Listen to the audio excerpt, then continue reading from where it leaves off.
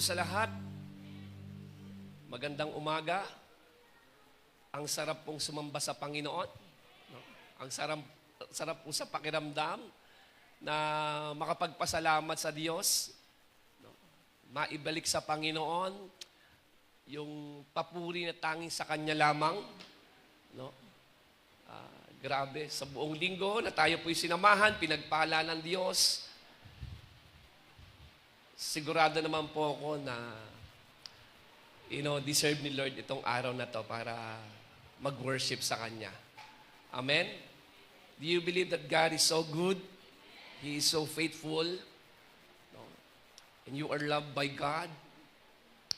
Hallelujah. Sino po dito masaya ka na nandito ko po sa gawain ng Panginoon? It's good to be in the house of God. Amen? Iba pong pakiramdam kapag tayo po ay nasa pagtitipon sa gawain po ng ating Panginoon. No? Ito yung lugar kung saan nakakapag-release tayo eh. No? Marami po sa atin dito, may mga pinagdadaanan, no?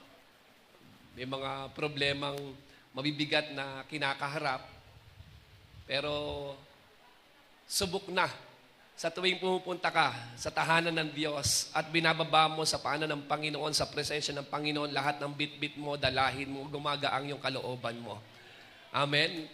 No? Yung pasanin mo talagang nawawala. Hindi man resolbahin ng Panginoon ang problema mo, pero yung magkaroon ka ng kalakasan, kapayapaan, napaka-importante po niya, napakahalaga po. No? Napakalaking pagpapala po na makaranas po tayo ng kapayapaan mula po sa Panginoon. Dahil yan po ay hindi nabibili kung saan-saan. No? Yan po ay bigay lamang po ng Panginoon sa atin dahil po ang Diyos ay mabuti. No? Sa mga taong nagtitiwala sa Diyos, di ba? Na naniniwala that God is still in control. Tama? Kontrolado po ng Diyos ang lahat.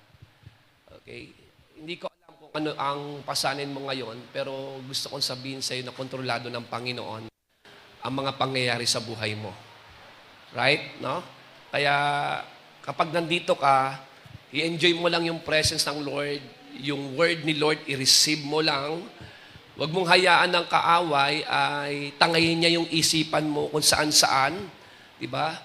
At hindi mo maintindihan, hindi mo maunawaan.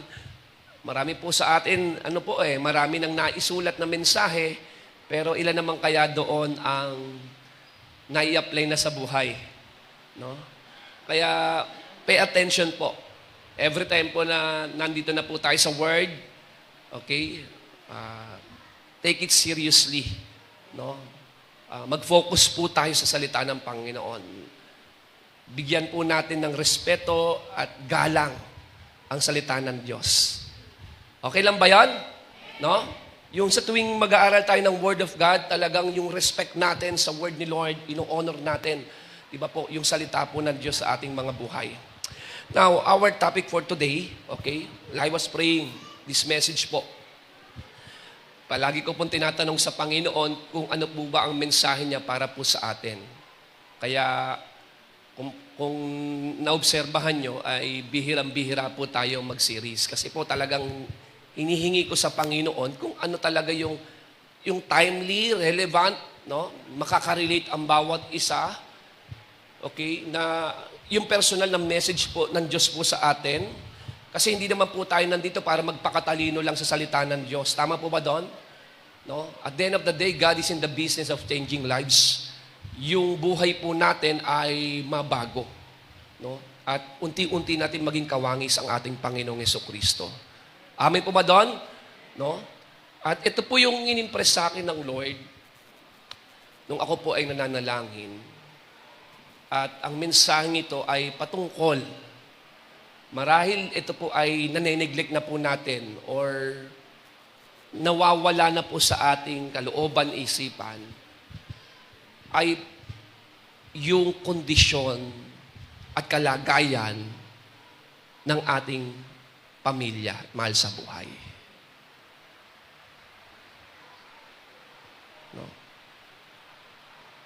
Patungkol po ito sa kalagayan ng iyong pamilya.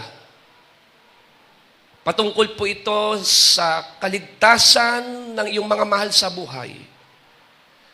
Lalo tigit nakikita natin yung mga nangyayari po sa paligid natin. No? At kapag nagbabasa ka ng Bible, makikita mo na yung mga nababasa mo, na mga balita na naririnig mo, nagko-confirm sa last days na ibig sabihin ng Panginoon may lapit na pong dumating. At hindi na po nagkulang ang Diyos na tayo po ay paalalahanan. May revealed word na po na sinasabi ng Panginoon na may kapahamakan. Kaya siya naparito dahil ang tao ay papunta sa kapahamakan. But because for God so loved the world that He gave His only begotten Son, that whoever believes in Him shall not perish, but have an everlasting life. Merong eternal death and merong eternal life. At seryoso po ang Diyos sa bagay na to. Amen? In fact, no, ang buhay mismo ng ating Panginoong Jesus, ibinigay niya para po sa kaligtasan ng marami. Siya po ay naging katubusan, sabi po doon, sa ating buhay. Amen po ba doon? Na tayo po ay mahango niya, maalis niya doon sa tiyak na kapahamakan dahil ang tao ay papunta doon Apart from Christ, no, hiwalay po sa Panginoong Jesus, ang tao po ay mapapahamak. Andiyan pa po ba tayo? So, our topic for today is entitled, Your Family Matters to God. Your family matters to God. Isa sa napakagandang regalo na madalas na ipinagpapasalamat natin sa Panginoon, maliban sa ating personal na buhay, ito po ay ang regalong pamilya. Tama po ba doon? Ako po, lagi kong prayer kay Lord. Every day po ito, Lord, thank you for the gift of life and for the gift of family. No? Regalong buhay at regalong pamilya. We thank the Lord for the gift of family. Sino po dito pinagpapasalamat mo sa Panginoon ng iyong pamilya? Amen po ba doon? No? Na ikaw ay grateful na meron kang pamilya. Andiyan po ba tayo? No? Do you love your family? Sino po dito mahal mo pamilya mo? No? Hindi po aksidente na ikaw ay nabibilang sa pamilya na yan. Ang Diyos po ang naglagay sa iyo sa pamilya na yan na merong layunin at merong dahilan. Amen po ba doon? God has placed you in that home, in that family for a purpose or for a reason. Hindi mo man gusto yung surname mo. Sino po dito yung parang gusto mo nang palitan yung apelido mo? Diba? Yung pagka binabanggit yung apelido mo sa school Tama ba? Ang bihira naman tong. Meron ba kayong classmate na ganon? No, yung lahat na lang nagtatawanan pag binabanggit na yung apelido. Kasi nga, hindi lang karumal-dumal, talaga namang, masagwa. Tama po ba doon? Pero ganun pa man, may dahilan ng Diyos kung bakit yan ang apelido mo, diyan ka nabibilang sa pamilyang yan. Tama po ba doon? No? Our family is not just a gift, it is also our strength. Ang pamilya po, hindi lang po siya regalo sa atin ng Diyos. Sa katunayan, aminin na natin na ang ating pamilya ay nagiging kalakasan din natin. Lalo na kapag ang mundo tinapon na sa iyo lahat ng problema, tama po ba doon? Pero kapag alam mo na nandyan ang pamilya mo, yung support system mo, kakayanin mo Diba? Nagiging malakas ka kapag alam mo yung pamilya mo nandyan lang sa tabi mo. Kasama mo. Amen po ba doon? Kaya ang mensahe ng Lord po sa atin ngayon, ay patungkol sa ating pamilya, gustong kumustahin ng Panginoon ang kalagayan at kondisyon ng pamilya mo. Kumusta po ang pamilya mo? Di ba? Sabihin natin in terms of relationship. Kumusta kayo ng pamilya mo, ng family members? Okay? Okay ba ang relasyon ninyo ng magulang mo? Okay ba ang relasyon ninyong mag-asawa? Actually, kung bakit po ang Diyos ay talagang dinisenyo niya ang pag-aasawa para po makapagtatag talaga ng Kristiyanong tahanan. na ang sentro ay ang Panginoon. Kumusta ang relasyon niyo mag-asawa? Kumusta ang relasyon mo ng iyong anak? No? Kumusta kayong magkapatid o magkakapatid? Ano ang kondisyon at kalagayan ng inyong relasyon? Kumusta po kayo in terms of finances? Ang pamilya niyo ba ay may pinagdadaanan ngayon pagdating sa pera? As in, walang-wala, kulang na kulang? Kumusta po, no, ang inyong pamilya in terms of spiritual, salvation? Ang bawat membro ba sa pamilya ninyo ay talaga bang nakakilala na sa Panginoon? Na wala na sila sa kapahamakan? No? Kumusta po ang pamilya po natin? Lahat ba ay nagkaroon na ng engkwentro sa ating Panginoong Yesus? Again, your family matters to God. Mahalaga sa Diyos ang pamilya mo. Maybe some of us, tinatanong natin, sa dami ng panalangin natin sa ating pamilya, pakiramdam mo na ang Diyos ay yung bang walang pakialam? Diba? Yung tanong na, does God care about my family? Kasi ilang beses ko na silang dinulog sa Panginoon eh. Pero, you know, month after month, year after year, everything is always the same pa rin naman, Pastor. Wala pa rin nangyari, walang nagbago. Ganon pa rin sila sa kanilang pamumuhay. Does God care about my family? What do you do, no, when your family is falling apart? Kung nakita mo ang kalagayan ng pamilya mo, talagang bagsak. Ang pamilya mo, nakita mo namumuhay ng malayo sa Diyos. Tapos ikaw lang sa family ninyo, sa family members, ang nakakilala sa Panginoon. Kaya tayo nagkakaroon ng, yung burden ng iyak sa ating puso kasi nga, wala naman siguro sa atin dito na magiging masaya ka kapag napahamak ang pamilya mo. Kahit gaano man sila naging, sabihin natin, unfair sa'yo. Tama po ba doon? Marami man silang sugat na naibigay sa'yo. But at the end of the day, hindi mo dinadalangin sa Diyos na mapahamak sila sa apoy ng impyerno. Come on, nandiyan po ba doon? Kung sa'yo, mahalaga sa'yo ang pamilya mo, how about kay God? Na siyang lumikha po sa atin. That's why your family matters to Him. Importante sa Diyos po yan, ang pamilya mo. Mahal ng Diyos ang pamilya mo higit sa pagmamahal mo sa kanila. Ibinigay ng Diyos ng ating Panginoon ng kanyang buhay sa pamilya natin, sa bawat mahal natin sa buhay, hindi lang po sa atin. Kasama po sila sa tinubos ng ating Panginoong Hesus. Ano man ang pamumuhay nila ngayon, gaano man sila kalayo sa Panginoon, kasama sila sa tinubos ng ating Panginoong Hesus doon sa krus ng Kalbaryo. Amen po ba doon? Kasama rin po sila sa inaalok ng Panginoon ng regalong kaligtasan. Because your family matters to Him. Amen po ba doon?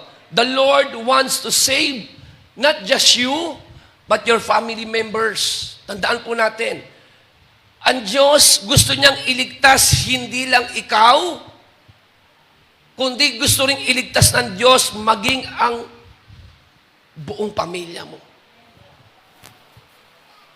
Ang ating buong sambahayan.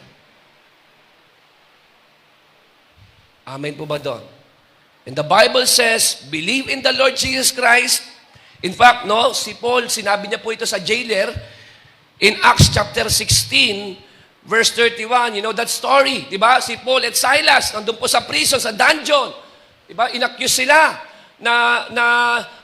doon sa fortune teller na babae. Di ba po, no, nakikita po ninyo, ni-reveal nila, in-ask out nila yung demon, then nagkaroon ng falsely accused sa kanila. And guess what? Sila yung mga nag-accuse, ito yung pinaniwalaan at sila yung kinulong. At habang nandun sila po sa dungeon, si Pablo at Silas, sa halip na magreklamo sa Panginoon, sila po ay nanalangin at nag-worship. Sa mga nakarang topic ko, alam ko, na-touch ko na po ito eh. Amen po ba doon? At habang nag-worship sila, nagkaroon ng matinding pagyanig. Lumindol.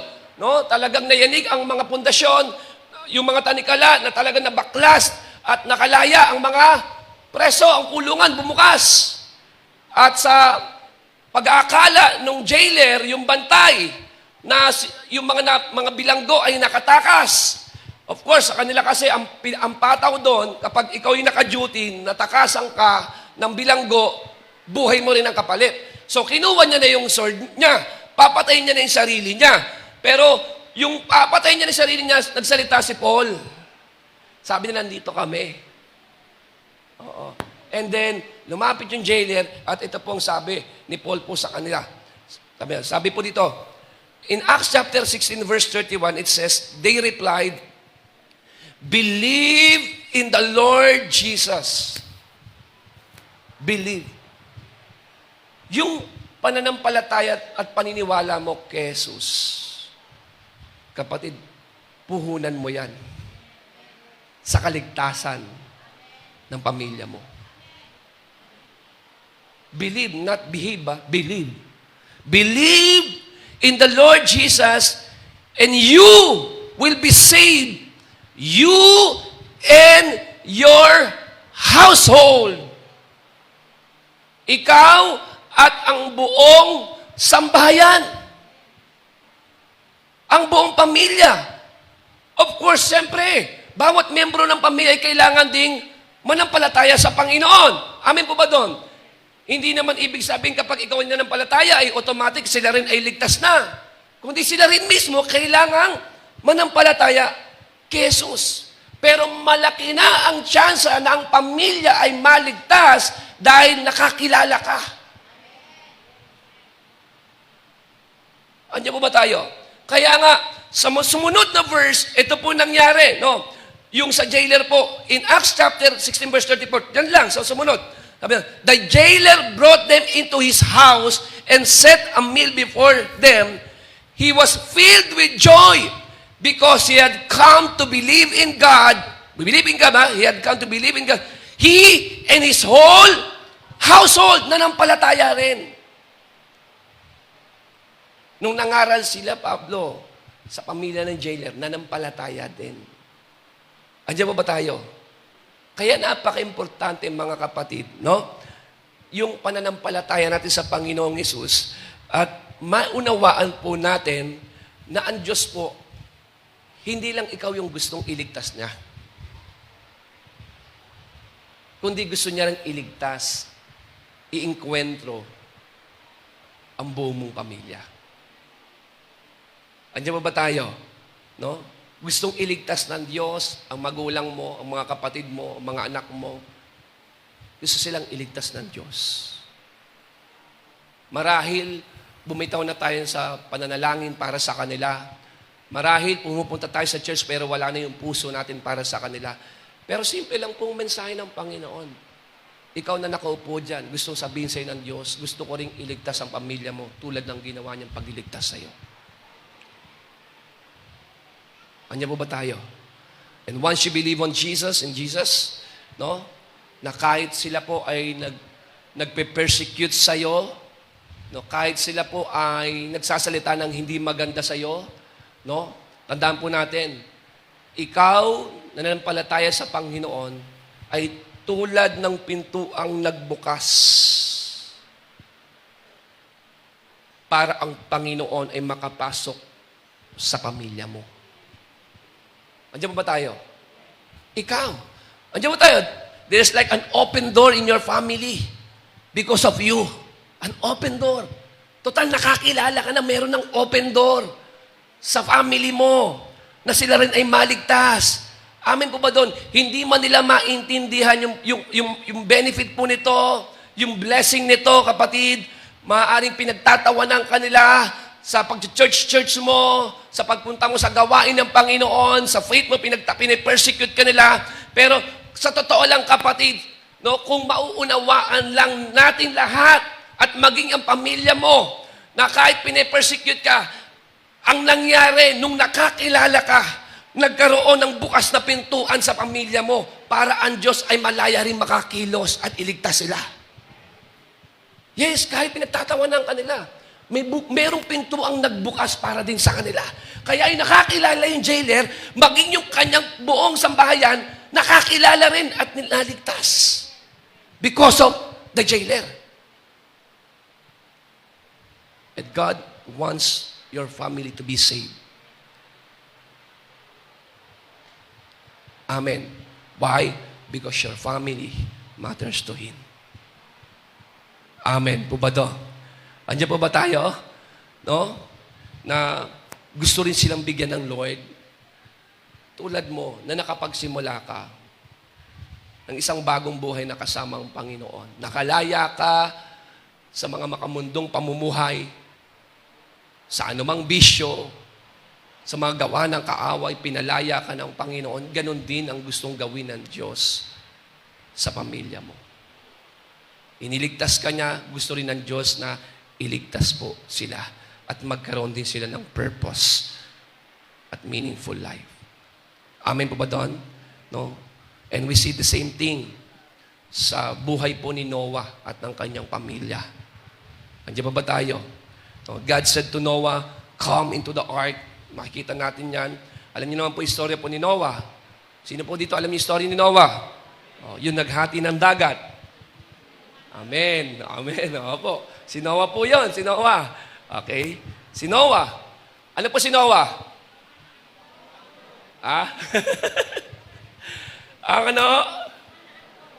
Ang gumawa ng arko.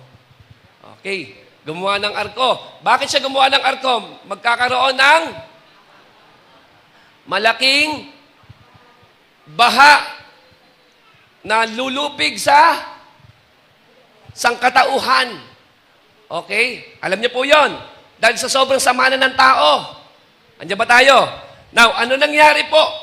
In Genesis chapter 7 verse 1, the Lord then said to Noah, ito na po, uulan na, babagyo na, ayan na. Go into the ark, you and your whole family. Because I have found you righteous in this generation. Notice yung plano ng Panginoon dito, no? Na hindi lang para iligtas si Noah, kundi para din iligtas ang pamilya ni Noah. Dahil mahalaga rin sa Diyos yung pamilya natin. Kung gaano sila kahalaga sa atin, ganun din sila kahalaga sa Diyos. Higit na mahalaga sila sa Diyos. Kung sa'yo nga, nakakalimutan mo na sila eh. Si God, hindi pa rin sila nakakalimutan.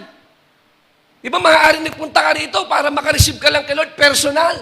Pero ngayon, kinakausap ka ng Panginoon, yes, nandito ka para gumaling ka, para gumaang ang kalooban mo, para masabi mo nakapag-worship ka. Pero hindi mo alam, nakalimutan mo na yung pamilya mo, pero si God hindi pa.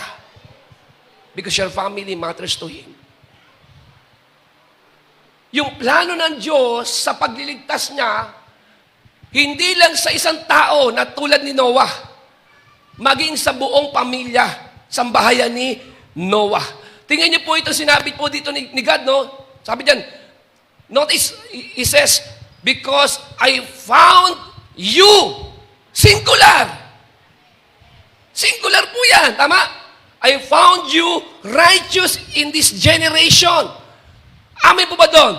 Ibig sabihin, maging ang Bible, umaagree na, hindi sinabi diyan na ang righteous ay yung buong pamilya. Ang righteous lang dyan ay si Noah. But because of one man, nanampalataya, nagtiwala sa Diyos, nagbukas ito ng pintuan para ang Diyos din ay makapasok at iligtas ang pamilya ni Noah. Kaya yung isang tao na nakakilala sa isang pamilya, grabe yan. Kung alam mo lang kung anong pwedeng gawin ng Diyos sa pananampalataya mo. Andiyan po ba doon? Kaya kahit sabi mo pinipersecute ka nila, kahit pinagtatawanan ka nila, kahit marami silang sinasabi sa iyo na hindi maganda, huwag mong isusuko yung pananampalataya mo. Dahil sa pananampalataya ng isang tao, maging ang kanyang pamilya ay niligtas ng Diyos. Amen po ba doon? Andiyan po ba tayo? Kaya sabi dyan, go into the ark. Go into the ark. You and your whole family. You and your whole family. Again, hindi ito automatic na pag nanampalataya ka, no? Immediately, ang mga membro sa pamilya mo ay automatically ligtas na, hindi po. Kailangan sila rin po ay manampalataya sa Panginoon, pero malaki na ang chance nila na makilala ang Panginoon dahil sa isang nanampalataya na tulad mo. Andiyan mo ba tayo? Andiyan mo ba tayo? No? Ibig sabihin,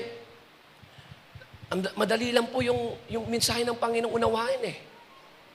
Andiyan ba tayo? No? Sinave ni Lord ang isang tao, pero kasama niya niligtas maging ang pamilya. Isang taong nanampalataya, pero ang epekto, pwedeng magligtas ito ng buong sambahayan. Andiyan ba tayo?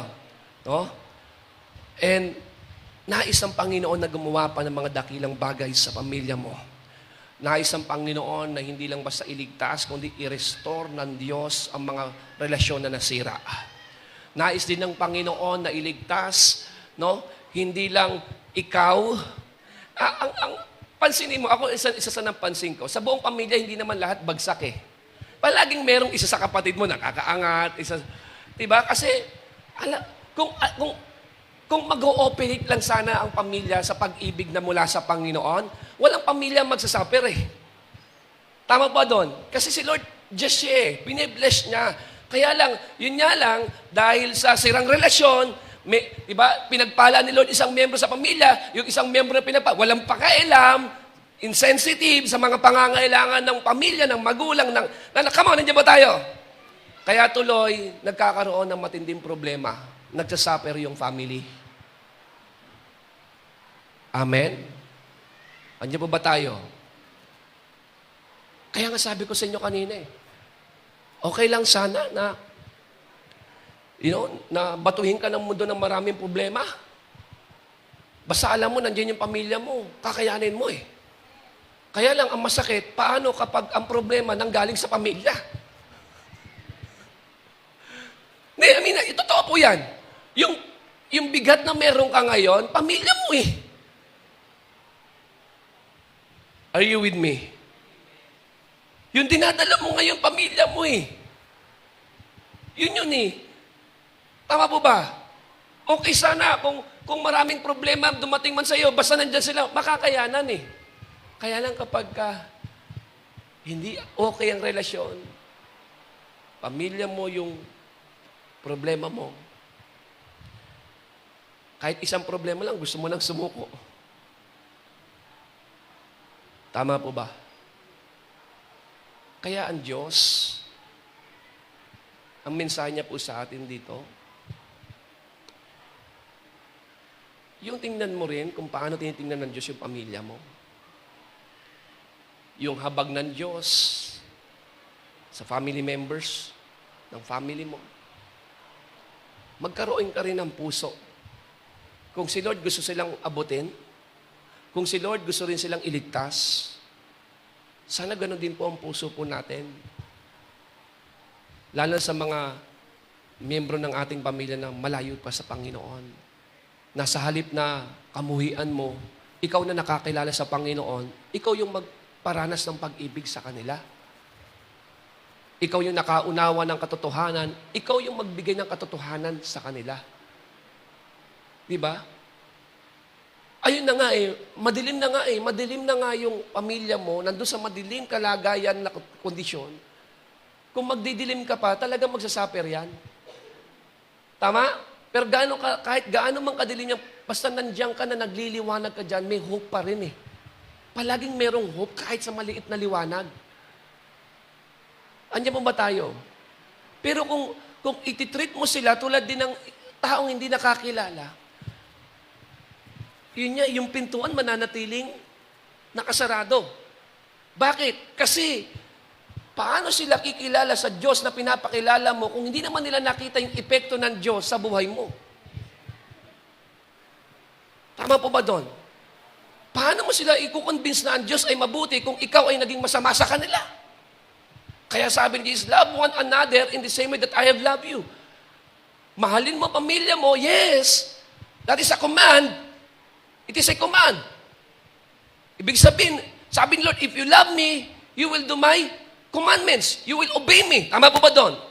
And because you love the Lord, kahit mahirap para sa iyo, may kurot sa iyo, mamahalin mo pa rin ang pamilya mo. Because you love the Lord. Amen po ba doon? Kaya nga, tingnan natin yung passage, balikan natin. Si Noah, nagbukas siya ng pintuan, hindi lang sa mga hayop, kundi sa kaligtasan ng kanyang pamilya. Meron din mga pangyayari na sabay-sabay nakakakilala. Pero kadalasan, nakakakilala ang buong pamilya dahil sa isang naka-enkwentro sa Panginoon. Tama po ba doon? No? Kaya napakahalaga na ma-represent natin si Christ ng tama sa family natin. Hindi yung nakasarado na nga, pag nakikita pa ng pamilya mo, yung buhay mo parang pinadlock pa. Ibig sabihin, tisod na sila eh. Andiyan mo ba tayo? Yung walang lumabas na kabutihan sa kanila, ganun talaga nasa mundo eh. Pero ikaw na nakaranas ng kabutihan at pag-ibig ng Panginoon, palaging mayroong lalabas palagi sa'yo. Kasi meron ka na-receive eh. Totoo yung salita na, you cannot give what you don't have.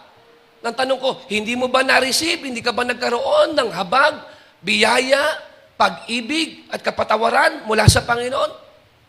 So kung meron ka rin pwedeng maibigay sa kanila.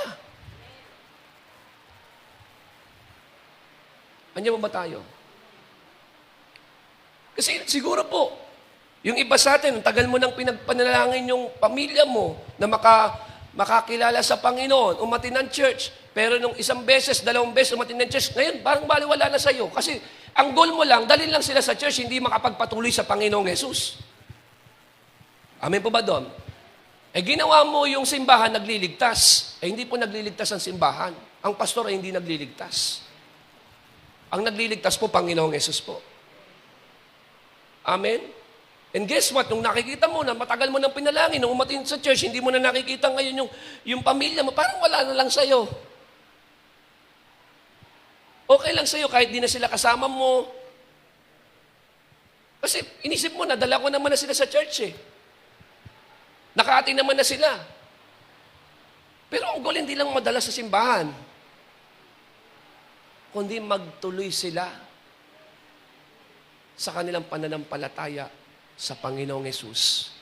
Magtuloy sila sa panibagong buhay na kasama ang Panginoong Yesus. Andiyan po ba tayo? May tao pa po ba dyan? No? Si Abraham po, again, no? God's heart is not just for one man's salvation, but for his entire family. Makikita po natin yan kay Noah. No? At makikita rin natin, nung blines ng Diyos si Abraham, hindi lang naman siya. Tama po ba doon?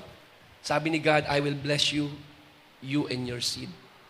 In Genesis chapter 22, verse 18, nakalagay po rito, every nation on the earth, ito po yung sabi ng Diyos kay Abraham, every nation on the earth will be blessed through your descendants. Seed po yan kay Jesus. Okay? I will do this because you obey me. You obey me. Alam mo, magagawa ng Diyos na pagpalain ang pamilya mo dahil sa iyo. Hindi dahil nag-start sa iyo. Ikaw na may relasyon sa Panginoong Hesukristo na siyang seed. Binhi ka ni Kristo eh. Amen po ba doon? Andiyan ba tayo? Ang heart pala ng Diyos, hindi lang mag-bless ng isang tao, hindi lang magligtas ng isang tao, kundi i-bless ang pamilya mo, ang generation mo, from generation to generation to generation. And then the generation will come. Andiyan ba tayo? Every nation on earth will be blessed. Pinagpala ng Diyos sa Abraham, dinamay ang descendants, dinamay ang generation. Kaya nga, diba, nung nakakilala ka sa Panginoon, sino po dito naniniwala ka? No? Yung chain ng sumpa, putol na sa pamilya mo. Oh, dahil nakakilala ka eh. Na naniniwala ka, amen? Na yung gawa, yung generational curses, winakasanayan ng Panginoon nung nakakilala ka sa Kanya.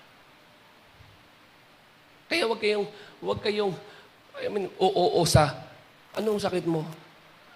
Diabetic ako eh. Kasi nanay ko diabetic, lola ko diabetic. Diba?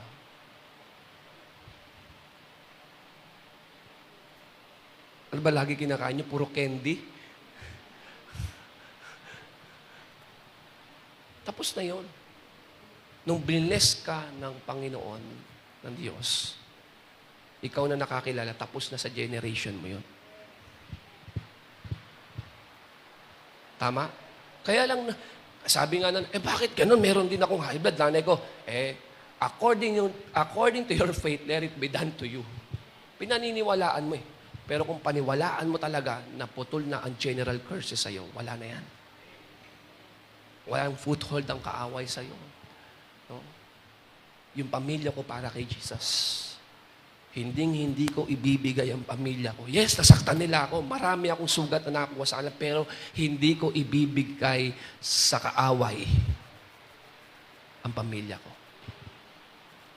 Ang pamilya ko para kay Jesus lang. Are we getting this? Amen? Nung preserve ng Lord ang buhay ni Joseph the Dreamer, kasamang na-preserve maging ang pamilya niya. So yung heart ni Lord, hindi lang magligtas ng isang tao, kundi magligtas ng marami. Amen? Amen. Amen. Ano po ang dapat po natin gawin? No? Ano po ang natin gawin? Sino po dito nagmamahal sa pamilya? Hallelujah. Sure ka? Mahal mo sila? Pag naiisip mo magulang mo, mahal mo sila? Oh, yung anak mo, pag naiisip mo, mahal na mahal mo? Mamina Di ba? Yung kapatid mo, yung ate mo, yung kuya mo, pag naiisip mo, mahal mo sila? Memen. Anong memen? Anong dapat gawin? Lalo't nakita mong nasa malayo sila, namumuhay sila ng hiwalay sa Diyos, anong dapat gawin? Pinipilit mo, gumagawa ka ng paraan para makakilala sila, pero yun nga eh. Ito yung masakit eh. Yung bang ginagawa mo naman ang lahat. Tama? Nag-i-initiate ka naman, pero bakit ganon? Walang nangyayari. Alam mo, pagka nakikita mo walang nangyayari sa physical, magsimula ka sa spiritual. Magsimula ka sa prayer. Ipag-pray mo sila.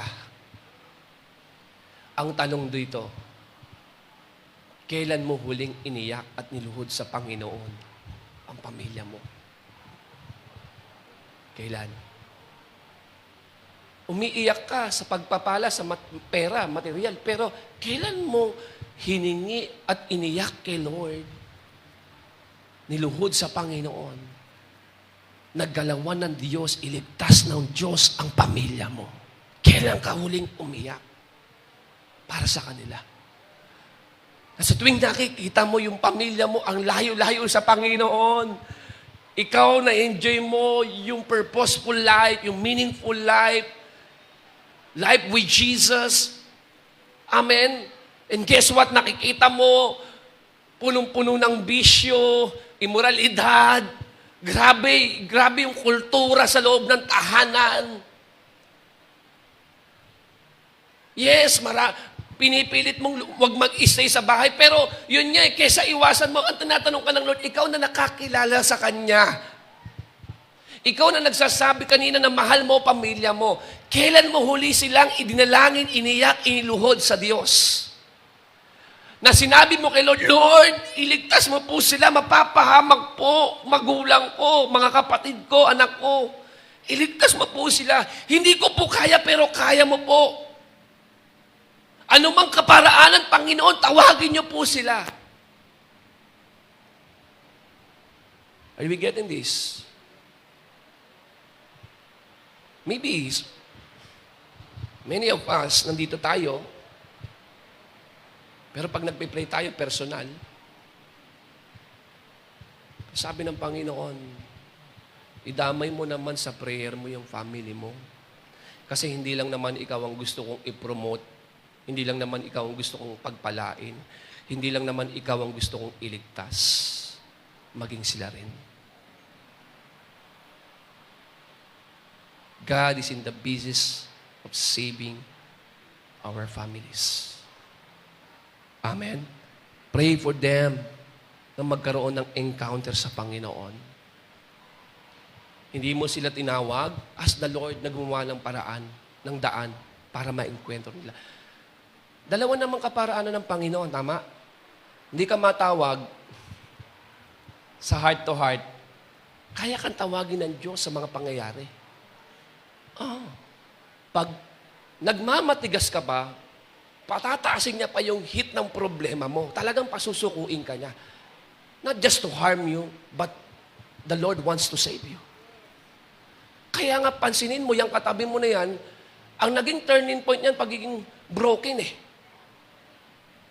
Amen. Kasi ini-invite siya, ayaw niya pumunta. Sabi mo sa katabi mo, nagmatigas ka pa kasi.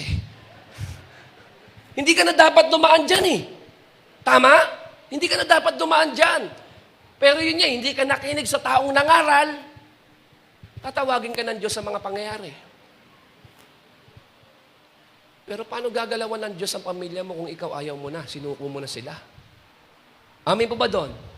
So pray for them na magkaroon ng encounter kay Lord, na magkaroon ng humble and repentant heart ang bawat pamilya, ang bawat membro sa pamilya mo. Amen?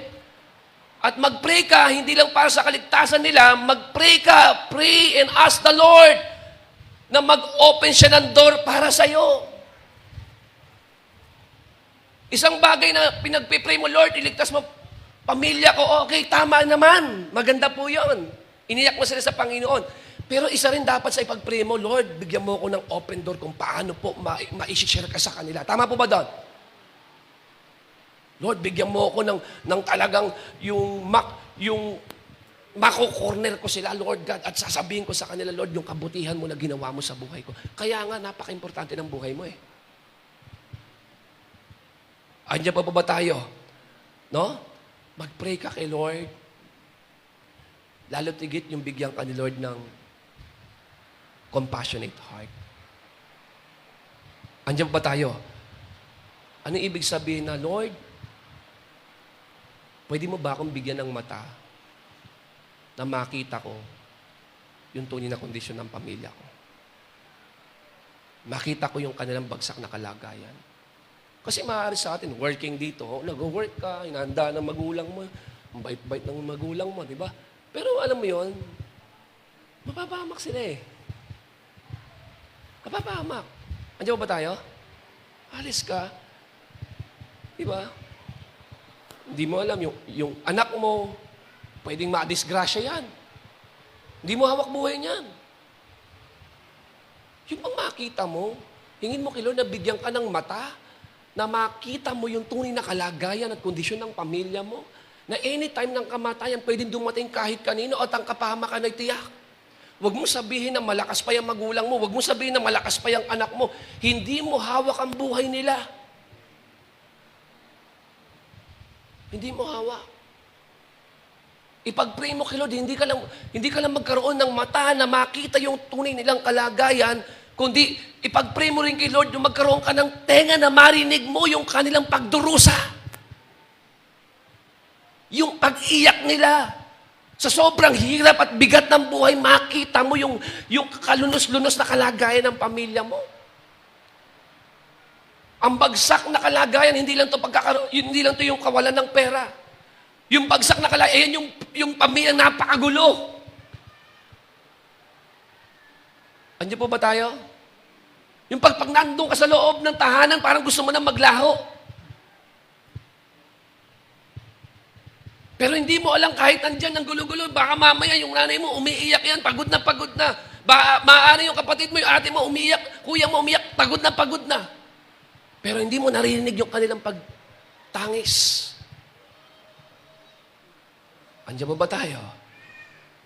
Pag-pray mo kay Lord, na magawa mo silang maabot. Do you believe that the Lord is with you? He is for you? At after mo ipanalangin, take the initiative to share Christ with boldness, with courage. Kasi minsan yung takot, ito yung nagkukos sa'yo na huwag mong i-share yung gospel. Tama? Yung takot. Takot, baka hindi mo ma-present ng maayos. Yung salvation, lagi nga tayo, sa leader mo, paulit-ulit na lang sinishare kung paano ka mag-share ng one verse evangelism para tinitrain ka niya, para kapag binigyan ka ni Lord ng open door, alam mo yung gagawin mo lagi ka naman wala. Andiyan ba tayo? Ngayon, nandyan na. Ang ganda-ganda, nagkakatuwa kayo. Diba, napag-usapan niyo si God. Wala kang masabi kasi wala kang alam Hindi mo alam kung paano i-share si Christ. Tama po ba doon? Are you with me? No? Hindi lang yung mata, hindi lang tenga, hindi lang yung puso. Yung kakayanan din na ma-share mo si Christ. Pwede mo ang gamitin buhay mo Ewan ko lang kung maniniwala sila. Ikaw, nakakilala ka kay Lord. Tinignan ka mula ulong doon talagang. Talaga lang Sabihin, Pastor, persecuted ako. Persecute ka naman yata talaga. Wala ka naman yata ginagawa sa loob ng pamilya mo. Tatamad-tamad ka naman. Nakanya mo tayo. Tapos, Pastor, inuusig kasi nila ako talagang kausig-usig. Biro, ikaw yung nakakilala, ikaw yung pinakatamad. Tama? Talo mo pa yung taong namatay sa dagat. Mabigat na pero mas mabigat ka. Paano makakilala pamilya mo? Amen. Take the initiative to share Christ with boldness. Bakit? Kasi hindi sila makakilala kung walang mga ngaral. Romans chapter 10, verse 13 to 14. Dito pa ako magtatapos sa inyo. Yes, everyone who trusts in the Lord will be saved. Everyone who trusts in the Lord will be saved. But before people can pray to the Lord for help, they must believe in Him. And before they can believe in the Lord, they must hear about Him. And for anyone who hear about the Lord, someone must tell them. Kailangan talaga sabihin mo sa kanila yung gospel Kailangan mo talaga magsalita para kay Jesus.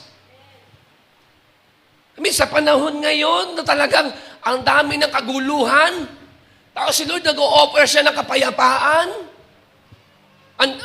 Balot na ng hatred ang mundo, tapos si Lord nag-o-offer siya ng love. Amen? Sa mundo natin na punong-puno ng pagtangis, si Lord may binibigay ng eternal life na wala ng kirot, karamdaman, pagluha, sakit sa kalangitan.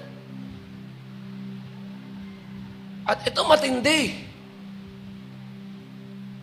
Hindi mo to kailangan i-earn. Kailangan mo lang i-receive. Because salvation is a free gift. It is a free gift from the Lord, from God. Na ang regalo ng Diyos walang iba kundi si Kristo. Yun po ang pinakaano po sa atin Yung maibahagi natin, yung mawala sa atin pagiging selfish, unkind,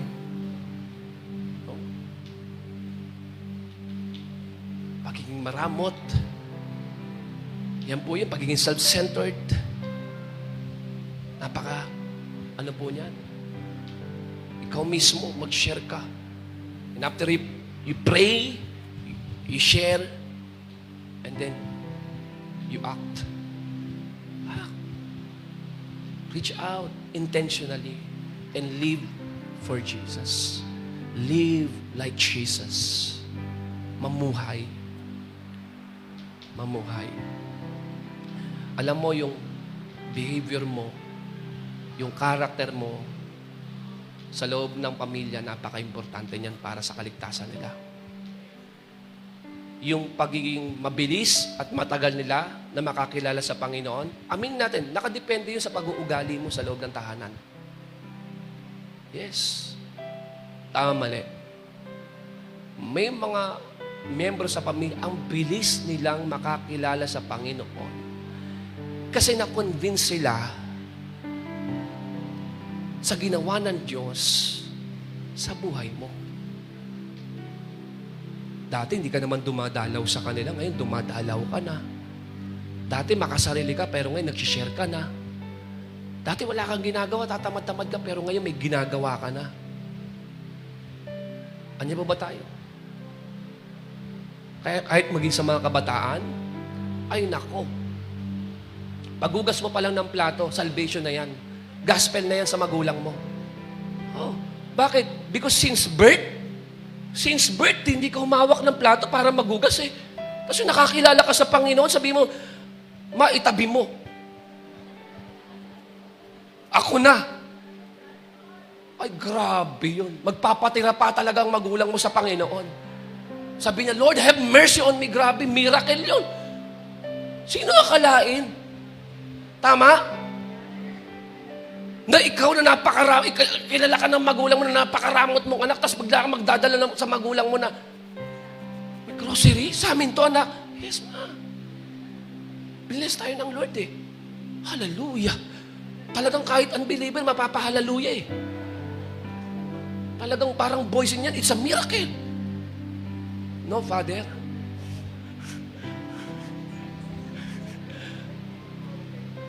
Anya ba tayo? Grabe yun. Yung pamumuhay mo, sabi nga nila eh, gospel yan eh. Gospel yan, panglimang gospel yan ni Jesus. Totoo naman, kasi good news yan, nagre-reflect sa buhay mo yung mabuting balita. Ang pamilya mo, maaaring hindi sila nagbabasa ng Bible. Tama? Oo. Pero pag nakita ka nilang nagbago, mapapaisip din yan. Diba? Itong anak ko na to, dati lagi nasa inuman. Ngayon laging ginagabi sa Bible study. Saka ibang-iba na tong anak ko na to, ibang-iba na tong kapatid ko, ibang-iba na tong magulang ko, nag-iba. Tapos nag-iba ka sa asawa mo. Parang yun ang pinakamahirap, no? Yung maging iba ka sa asawa mo. Yung bigla mong nilabas yung tago mong sahod, sabi ni Lord, one flesh lang daw tayo. Akala ko ito lang sahod mo. 10 taon mong tinago yun, yung budget mo, tapos inamin mo sabi ni Lord, maging honest daw ako sa iyo. Sinabi ni Lord, si Lord nga yan. Kasi 10 taon mo narinig ang demonyo eh. Diba? At least ngayon narinig mo na si Lord. Hindi totoo yun. Kasi tingnan mo, minsan sobrang harsh natin sa family natin eh. Mas galante pa nga tayo sa mga kaibigan natin kaysa sa kanila eh.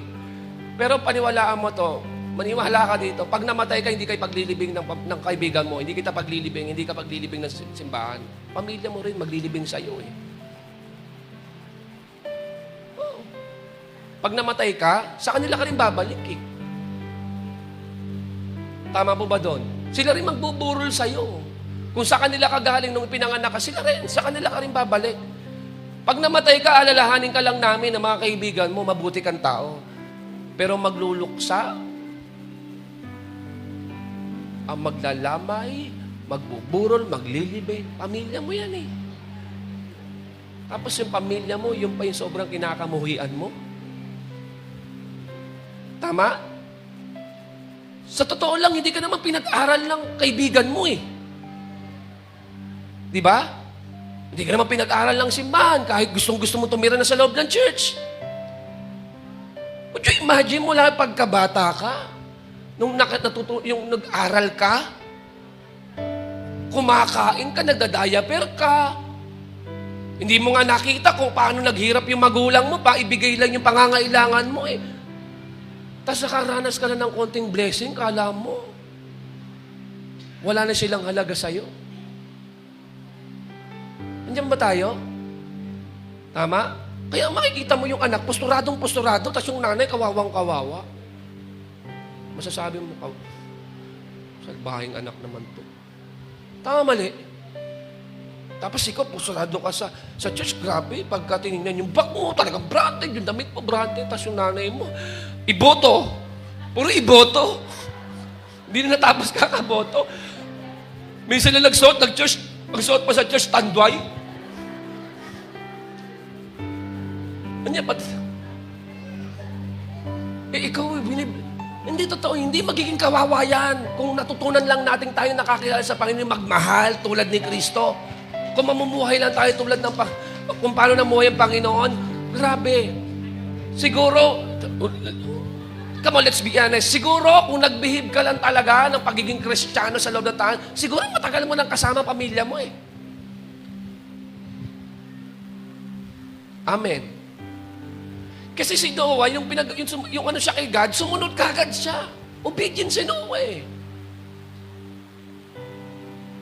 Yung pagsunod mo sa Panginoon, sana umepekto yan sa kaligtasan ng pamilya mo. Hindi yung pagod na pagod ka na sa loob ng church, tapos na-neglect mo na yung family mo. Lumalabas ka, natutulog ka, diba, kumakain ka, pero wala na, yung mata mo, wala na. Ay, ano kaya gagawin ko sa work? Ay, gagawin ko sa church, pero wala na sa pamilya mo. Wala na sila sa kalooban. Andiyan pa ba tayo? Andiyan pa ba tayo? No? Tagal mo na pinapadalangin yung pamilya mo na mag-church, makakilala sa Panginoon. Todo sila tanggi sa'yo. No? Ayaw na lang sumama. Ang nangyari, sumuko ka na. Ngayon, iba po sa atin, sumuko na. Diba? Nadala mo minsan yung pamilya mo, tapos nung hindi na sila sumama, sumuko ka na. Hindi mo na nilalaban. Mas nilalaban mo pa yung buhay ng ibang tao kaysa sa buhay ng pamilya mo. Alam mo, totoo po ito. Kung mamumuhay tayo tulad ng Panginoon, kung paano siya magmahal, yung pagiging selfless ng Lord. Grabe.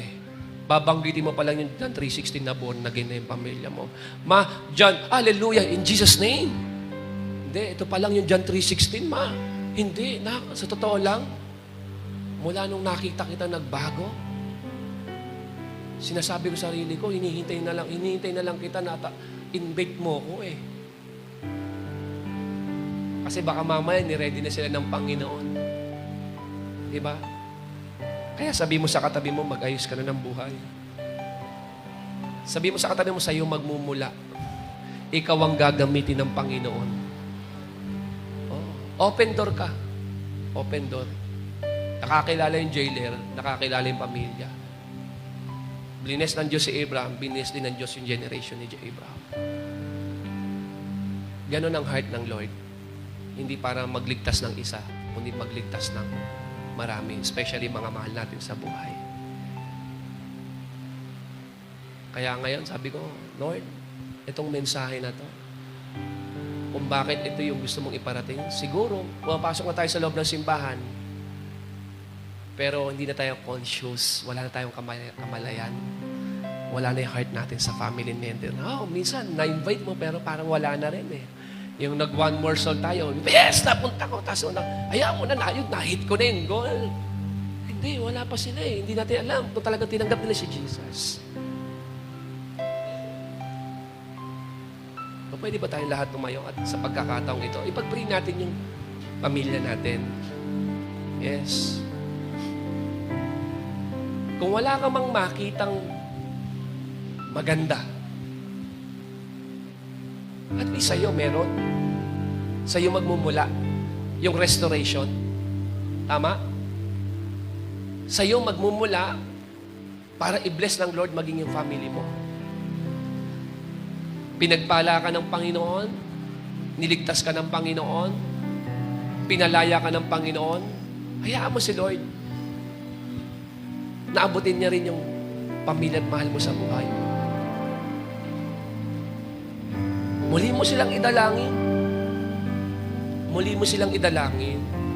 Kung meron silang nagawang bagay na sobrang nasaktan ka, it's about time to forgive. Life is too short. Ang ikli lang unang buhay para mabuhay pa sa poon. Yes. Mabilis ka lang dadaan. Biruin mo, bawat araw, regalo. Tapos, yung puso mo puno ng hinanakit, sama ng loob. Diba? Hindi ka makapag-move on kasi ang dami mong inalaga ang galit eh. Diba? At the end of the day, hindi tayo masaya na mapahamak sila. Tama? Huwag naman sana na umiyak na lang tayo dahil patay na sila. Huwag naman sana na maging generous tayo at magbigay ng mga bagay kapag ka nasa Mosileo na sila. Doon ka pa nangarap na hindi ako papayag na maging kawawa si mama sa apartment lang siya. Nabubuhay eh. Nakuhaan po natin. Tandaan mo, gusto pagpalain ng Lord yung gawa ng mga kamay mo. Pastor, parang wala pa eh. Kasi sinisimulan ng Lord yung puso mo. Sinisigurado ng Lord kapag bless ka niya ng tuloy-tuloy, hindi lang mahihinto sa'yo, kundi magiging pagpapala ka. Bago maging pagpapala sa iba, magiging pagpapala ka muna sa pamilya mo, sa mga mahal mo sa mangarap ka hindi lang sa papansarili. Nagagawa ka ng sarili pa. Mangarap ka muna sa pamilya na nag-aruga sa'yo, na kumupkup sa'yo. Maging grateful ka. Yan ang apelido mo, yan ang magulang mo, yan ang mga kapatid mo. Pamilya mo pa rin yan. At gusto pa rin sila ni Lord na abutin. Kung babaguhin sila ng Panginoon, maiintindihan ka niya. At maybe one day, humingi sila ng tawad sa'yo. Dahil pinagtatawanan ka na, naging harsh sila sa'yo. Pero maaari ngayon hindi pa eh. Sarado pa yung puso nila eh. Gaano man kadilim ng pamilya mo ngayon, dahil nandiyan ka, nagliliwanag sa iyo ang Panginoong Jesus, may pag-asa ang pamilya na yan. Dahil yung maliit na liwanag na yon, yun yung pintuang bukas kung saan ang Diyos ay papasok at kikilos na makapangyarihang paggalaw at iiengkwentro, kakatagpuin ang bawat membro ng pamilya mo na sa mga oras na to, habang nananalangin ka, come on, hallelujah, habang pinagpe-pray mo ang pamilya mo, hayaan mo ang banal na Espiritu dalawin ang tahanan mo sa mga oras na to. Baguhin yung atmosphere, baguhin yung culture, makapag-establish ng isang Kristiyanong tahanan na nagmamahal sa Panginoon, na ang sentro ay walang iba kundi ang Diyos, na lumalakad sa salita at namumuhay sa kalooban ng Panginoon. Come on, pray for your family. God is in the business of saving your family. God loves your family. Hindi lang ikaw ang gustong iligtas ng Diyos, kundi gusto ring iligtas ng Diyos ang pamilya mo. Nagsimula lang ang Diyos sa'yo, pero hindi matatapos ang Diyos sa'yo. Gagamitin ka ng Panginoon. Ask the Lord, Lord, tulungan mo ko na mamuhay sa loob ng tahanan ayon sa kalooban mo, na yung ginawa mo sa aking kabutihan mag-reflect, Lord God, sa kanila. Ma-represent kita ng tama, Lord, sa pamilya ko. Tulungan mo akong mamuhay sa kalooban mo. Tulungan mo akong mamuhay sa kabanalan, Panginoon. Tulungan mo akong mamuhay na puno ng pag-ibig, puspos ng iyong presensya, O Diyos. Hallelujah! Hallelujah! Pray! Pray! And ask the Lord. Ask the Lord na isave ng Lord yung family mo. Hallelujah, yung iyak ng puso mo. Yes! Yes! Kasama mo sila sa church, pero hindi lang isang beses. Kundi sinabi rin ni Joshua sa kanyang salita, hallelujah, ask for me. Ask for me, Lord. Ask for me, Lord. Me and my household, we will serve you, God. We will serve you, God. Hindi lang kami pupunta sabay-sabay sa simbahan at sama-sama, kundi sama-sama rin kami maglilingkod sa iyo, Lord. Yes, alam kong mahirap ito. Yes, ang hirap isipin, pero Lord, nothing is too hard for you. Nothing is impossible with you, God. Lord, you can do all things. Lord, sa mga oras pong ito, kahabagan mo po sila. Tulad ng pagbabagong ginawa mo sa akin, Lord, baguhin mo rin sila. Tulad ng pagliligtas na ginawa mo sa akin, iligtas mo rin po sila, Lord. Lord, yung iyak ng aking puso, Panginoon, Lord God, hindi ko gusto na mapahamak po sila, Panginoon. Lord, patawarin mo po ako kung nagtanim ako ng sama ng loob, Lord, sa pamilya ko, Lord God. Patawarin mo ako, Lord, kung naging maramot ako sa pamilya ko. Patawarin mo ako, Lord, kung naging masama ako sa kanila, Lord God. Panginoon, tulungan mo po ako. Tulungan mo muli ako, Lord, na mamuhay sa kalooban mo, Lord. Na magliwanag, Lord God, sa pamilya ko. Na maging buhay na patotoo sa mga mahal ko sa buhay, Panginoon. Lord, kahabagan mo po, Panginoon, ang pamilya ko. Lord, kahit sabihin pa natin, Panginoon, na meron kami mga material na bagay, nakakakain kami na 3 beses ang araw. Meron, Lord, kung magulo naman, Lord, at napapahamak ang pamilya ko, walang kwenta rin ang mga bagay-bagay. Kaya sa mga oras mong ito, Panginoon, nilalapit namin sa iyo, Lord, ang aming mga mahal sa buhay, ang aming pamilya, O Diyos. Dalawin mo po sila, saan man sila naroon ngayon, Lord, abutin mo po sila. Ang sabi mo, Panginoon, hindi maiksi ang iyong kamay, O Diyos. Kaya sa mga oras na ito, Lord, sumusuko po kami sa iyo, Panginoon. Once again, Lord, do it again. Do it again, Lord. Kung kinatagpo mo ako, Lord, do it again. Gawin mo ito, Panginoon, sa pamilya ko, dakilang Diyos, Lord God, na matanggap nila ang regalong kaligtasan, na makilala ka nila, Panginoong Isus, na ikaw na naghandog ng buhay para sa kaligtasan namin. Lord, salamat, sapagkat ang laman ng puso mo, hindi lang kami, kundi yung mga mahal din namin sa buhay. Kaya sa umaga pong ito, Panginoon, Lord, dinadalaw mo kami ng iyong salita. Ginigising mo kami. Lord, hinahanap mo sa amin yung pamilya namin, Lord God. Ano nangyayari sa pamilya namin? Nasaan na ang pamilya namin? Ano na kalagayan ng pamilya namin? Kaya ngayong umaga, Panginoon, nagbigay ka ng napakagandang mensahe at pag-asa na, Lord, you want to save our families, Lord God. You want to change our families, Lord God, in the name of Jesus. In the name of Jesus, send revival again, Lord God. Send revival again. Lord, send miracles again, Lord God. Answer our prayers again, Lord, in the name of Jesus. Muli mong dinggin ang aming panalangin, Panginoon, Lord God. Yes, bagamat, Panginoon, sa timetable namin, maaaring matagal, Lord, pero hindi namin isusuko ang pamilya po namin. Ang pamilya po namin ay para sa iyo, Lord God. Hindi po para sa kaaway, Lord. Sila po'y makakasama po namin, Panginoon, sa paglilingkod sa iyo. Kaya sa umaga pong ito, Lord God, habang nag-worship kami, Lord God, may ginagawa ka na sa tahanan namin. Hallelujah, come on. Let's worship the Lord. Hallelujah. Ikaw ay mabuti. Yes, Lord. Napakabuti mong Diyos. Ikaw ay tapat. Sa'yo ang papuri at pasasalamat. Ikaw ay mabuti. Ikaw ay mabuti. Ikaw ay tapat.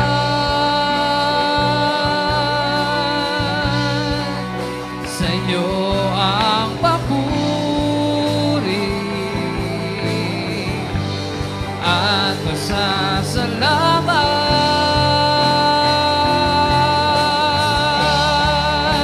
sa dalamhati at sa kabuuan.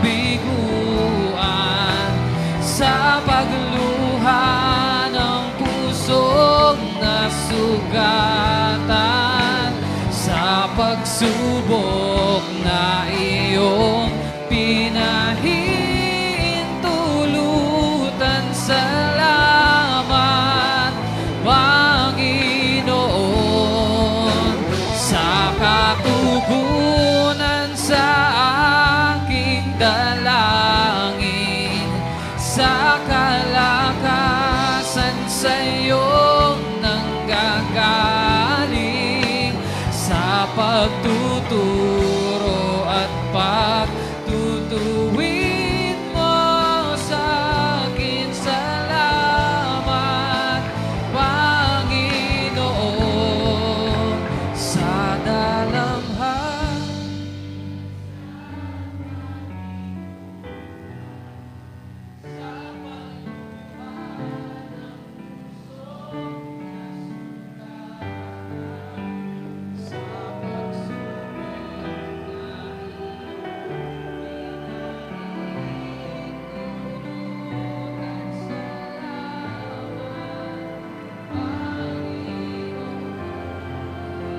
Sa katugunan sa aking dalangin, sa kalakasan sa iyong nanggagaling, sa pagtuturo at pagtutuwid mo sa akin. Salamat, Panginoon. Salamat. Kapatid, you are a builder, not a destroyer. Builder ka, hindi ka destroyer. Nandiyan ka sa pamilya mo, hindi para mawasak. Nandiyan ka sa pamilya mo para magdala ng kagalingan. Para muling buuin ng Panginoon ang pamilya mo. Nandiyan ka kasi pagpapala ka dyan. And always remember that you are blessed to be a blessing. Nandiyan ka, gagamitin ka ng Panginoon kasi gusto niya na i-restore yung family mo. Gusto niyang i-heal yung family mo, yung mga relationships ninyo, gusto niyang i-restore. At gusto niyang gamitin ang buhay mo, magsimula siya sa iyo. Sa mga nanay, sa mga magulang, huwag mong isuko yung authority na ibinigay sa iyo ng Diyos. Ikaw ang masusunod sa anak mo, hindi ikaw ang susunod sa anak mo. Yung authority na gamitin mo para dalhin sila sa ikabubuti nila, yung authority na gagamitin mo para dalhin sila sa Panginoon, habang sila ay bata pa, habang sila ay kaya mo pa na dalhin sa Panginoon, gamitin mo yung authority na yan. At huwag kang papayag na yung anak mo ibibigay mo na lang kay Satanas, na hindi mo alam na isang araw na pwedeng mapahamak, na hindi mo alam na ang kamatayan na pwedeng dumating.